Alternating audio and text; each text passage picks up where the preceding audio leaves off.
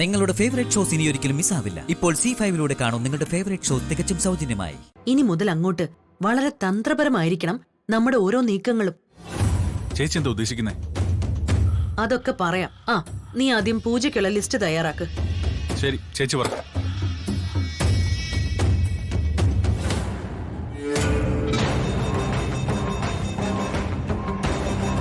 എഴുതിക്കോ. താമരപ്പൂവ്, താമരപ്പൂവ്, തെച്ചിപ്പൂവ്. തെച്ചിപ്പൂവ് എഴുതിയോ? അരളി. മനുഷ്യത്വം തൊട്ട് തീണ്ടിയിട്ടില്ലാത്ത കൊലയാളിയായ രാക്ഷസി വരലക്ഷ്മി പൂജയ്ക്ക് വേണ്ടി ലിസ്റ്റ് തയ്യാറാക്കുന്നു. ഇവളെ കഴുത്തിഞ്ഞരിച്ച് കൊലപ്പെടുത്താനാണ് എനിക്ക് തോന്നുന്നത്. പക്ഷേ എനിക്കതിനിപ്പോൾ സാധിക്കില്ലെന്ന്. കൊല്ലാൻ സാധിച്ചില്ലെങ്കിലും ഇവളെ എങ്ങനെയെങ്കിലും വേദനിപ്പിക്കണം. എന്ത് ചെയ്യാൻ പറ്റും? ചന്ദനം.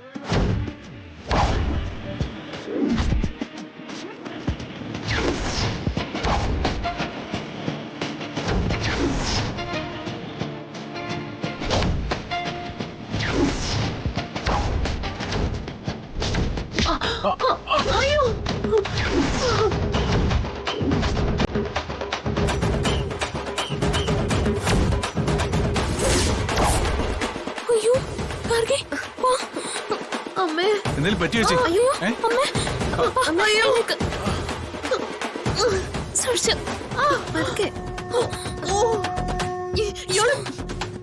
എന്തുവാടോ ഈ കാണിച്ചത്?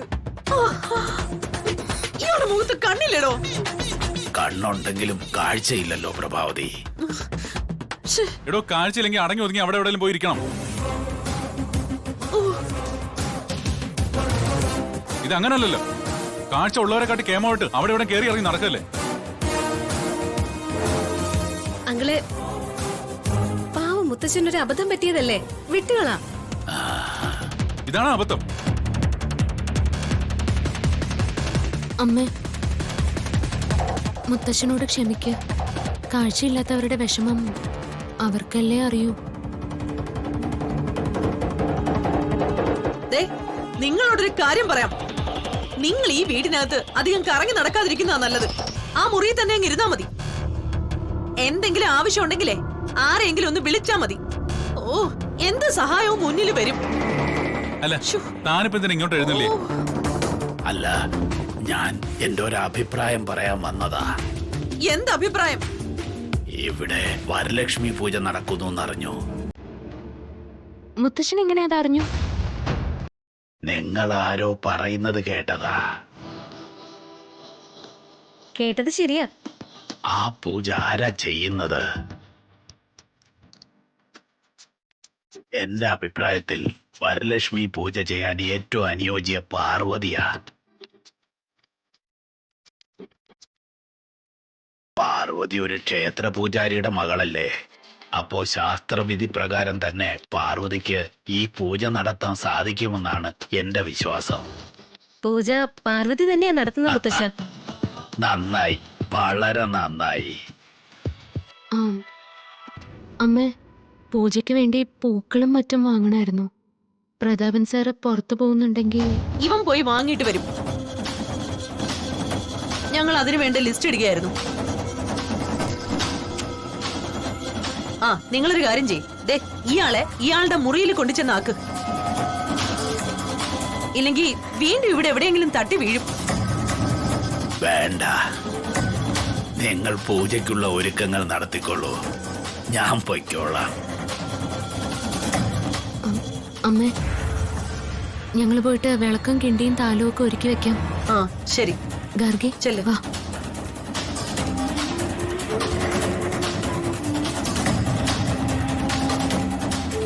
പ്രതാപ, നീ പൂവ് വാങ്ങാൻ പോകുമ്പോഴേ ഒരു ഹൈ ഹീൽ ചെരുപ്പ് കൂടി മേടിച്ചിട്ട് വരണം. ഹൈ ഹീൽ ചെരുപ്പോ? എന്തിനാ? നീ ഞാൻ പറഞ്ഞത് ചെയ്യ്. കഥകളൊക്കെ വഴിയേ പറയാം.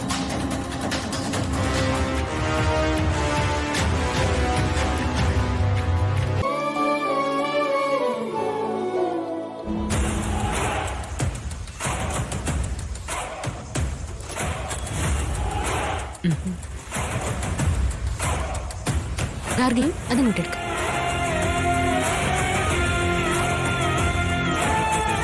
പാർവതി, ഇതുവരെ പൂക്കൾ കെട്ടി തീർന്നില്ലേ?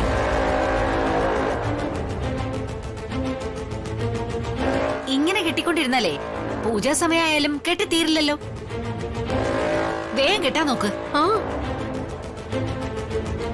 അതെ, ആന്റി ഇപ്പൊ എവിടുന്നാ വരുന്നേ? ഞാൻ നിന്നോട് സംസാരിച്ചിട്ടില്ല, പാർവതിയോടാ സംസാരിച്ചെ. പാർവതി, ഞാൻ പറയുന്ന കേക്ക്. വേഗം മാല കെട്ടി തീർക്ക്.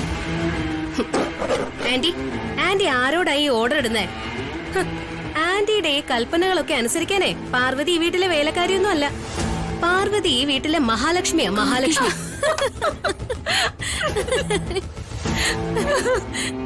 ഇവളിവിടുത്തെ മഹാലക്ഷ്മിയാണെന്നോ? വെറും കൈയോടെ കയറി വന്ന ഒരാളെങ്ങനെയാ മഹാലക്ഷ്മിയാവുന്നേ?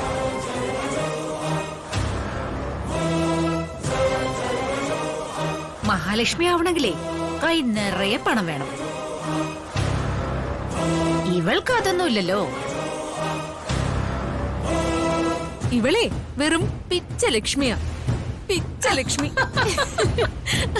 രണ്ടുപേരുടെ അട്ടമാസം. ഇന്നൊരു വിശേഷപ്പെട്ട ദിവസമാ.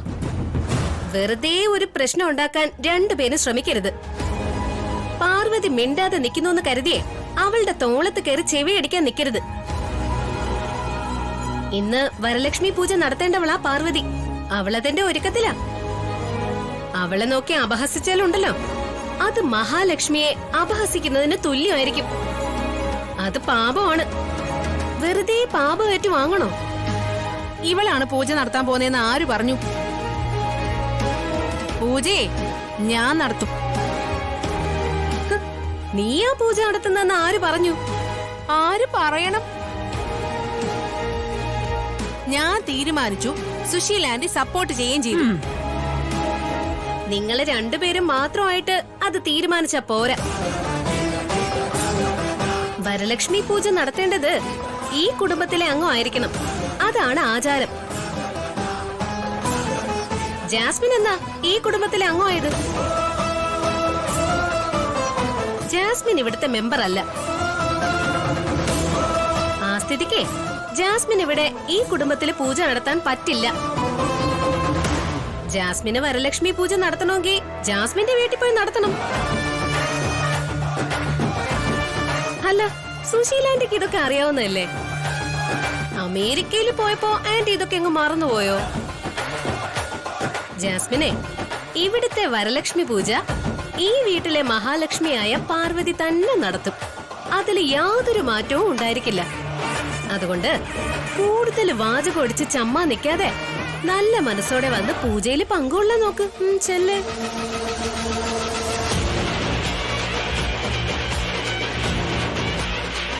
ഡൗൺലോഡ് ചെയ്യൂ C5 ആപ്പ്. കാണൂ എല്ലാ എപ്പിസോഡുകളും സൗജന്യമായി.